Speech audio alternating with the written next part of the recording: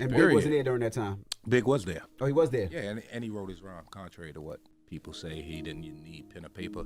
He wrote his rhyme there, and I wrote my rhyme there. Oh, so he had a pen in the pad. Yes, he did. Absolutely. Are those the first draft verses? Like, did y'all go back and change things? I wasn't no going back and change. It like wasn't even. I mean, we talking analog. So it was like when you went in there and spit, if you you had to start over. I was in the studio with Big though. For real. I just always wanted to ask you.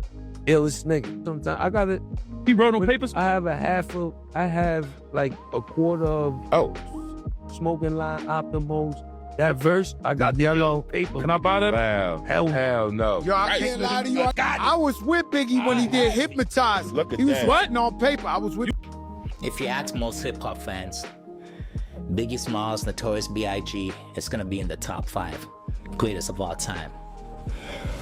But sometimes you put individuals in our top 5 or top 10, but we don't really understand why we did it. You know what I mean? For example, when you think about Nas, right? So a lot of people have him in the top 5 or top 10. But with Nas, the first thing that comes to you is an individual that's able to visualize and paint a picture with his words, his flow, you know, the cadence, the voice, the ability to take street knowledge and present it to the audience that have not grown up in the same circumstance, but they still understand how it was to be a young kid from Queensbridge. Now with Tupac, is the ability to evoke emotion and passion and able to feel the actual emotion that takes place of what he was rapping about. You know, dear mama, Brenda had a baby. Tupac was able to take the raw emotion out of a particular subject matter and allow you to connect with that particular emotion. So you're able to connect with a song even though you haven't gone through whatever he's rapping about. You know, Jay-Z, probably the king of triple, quadruple entendres, metaphors, and he's able to use wordplay at such a high level. It's almost like a skilled technician. But when you think about Biggie Smalls, right? Notorious B.I.G. Why is Biggie Smalls in your top 10? Some people may say his flow, his delivery, okay, his lyrics. But when you dissect Jay-Z's lyrics and Biggie's lyrics, and if I had to be honest, it's 2 different skill levels there. You know, for Biggie, I Papa, Freaks or the Honeys, Dummies. Like if it wasn't coming from Biggie Small, you could have swore an elementary school kid wrote those lyrics. But it's not really about lyrics sometimes, it's about delivery, and his delivery was impeccable, amazing. But the first thing that everybody always talks about when Biggie Smalls' name comes up is he never wrote. He never wrote down his lyrics.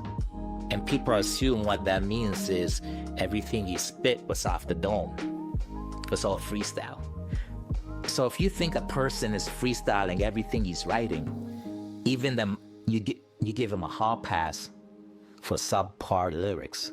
You also give him a hall pass for suspect lyrics. Now Method Man was in the studio with Biggie Smalls, and he said no. Biggie Smalls wrote his lyrics.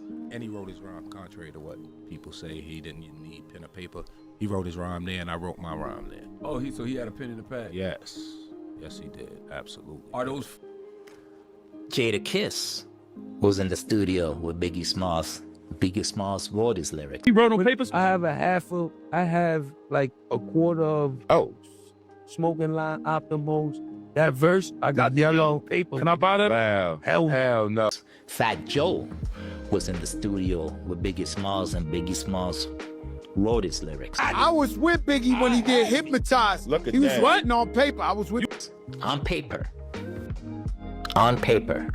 Now, you know, there's obviously a whole bunch of other individuals that have said that Biggie Smalls didn't write on paper, but that doesn't mean he didn't write in his head.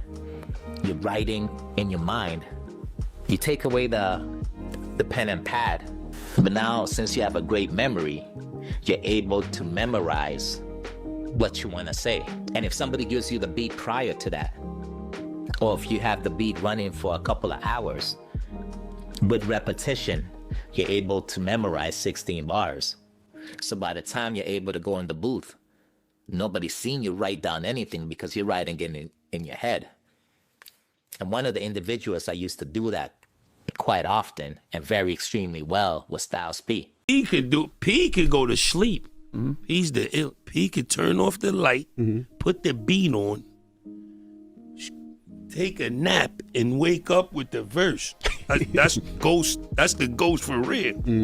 Turn all the lights off, crank the beat up. You think he taking a power nap? He wake up, yo, engineer. Let's go, Poops. Like, you got the verse, you slept, you just dreamt of the verse. Yeah, that's the ghost. Kiss. I'm like, He never wrote down nothing, but he wrote everything in his mind. And whenever you write something in your mind and you don't have to read off of it, your delivery is gonna be 10 times better. Because you don't have to concentrate on watching the words off the paper. You could just concentrate on the music, the flow, which pocket you're gonna go into. Some rappers rap on the bass line, some rappers rap on the hi-hats, like Eminem. Busta Rhymes, he raps on the bass line. But you're able to flow freely without any interference. So I say that to say, for those individuals that actually believed Biggie Smalls freestyled his raps, that wasn't the case. Even in that famous freestyle everybody talks about when Tupac and Biggie Smalls were freestyling. You want to set it on? I am scared to do some freestyle. I'm scared to do some freestyle. Bro, I'm too high and I might go off tempo. But now I'm back to let these niggas know just how deep my game run. Apocalypse don't sleep. I got my nigga beat hard to the G beside me. Yeah, bitches on my dick, you know the hoes wanna rob me. And my other homies out here like Spike Lee. They got the camera on the nigga, guess they like me. But now I'm about to pass this motherfucker on, cause Tangeray is getting out strong. Money holes are closed. Blood smoke coming out the nose. Is all a nigga knows. Flipping off foes. Putting tags on toes. Watching the stash grow. Clocking the cash flow. The neighborhood grave digger gets paid so much, all the bitches want to see a nigga. I guess they figure I'm paid, I want to get laid. Or since I got loot, I want to knock boots. I'd rather beat my dick than trick. And this shit don't suck, then we don't f*** up. I'd rather make a buck, drive a fat truck. Grand the 9, 2 clips and run them up. Yes, flex after 2 or 3 Bexes, I wreck shit.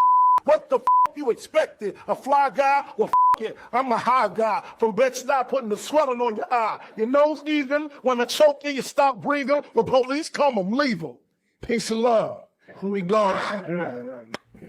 Yeah. Tupac was freestyling, but Biggie Smalls wasn't. Biggie Smalls was not freestyling in that session right there.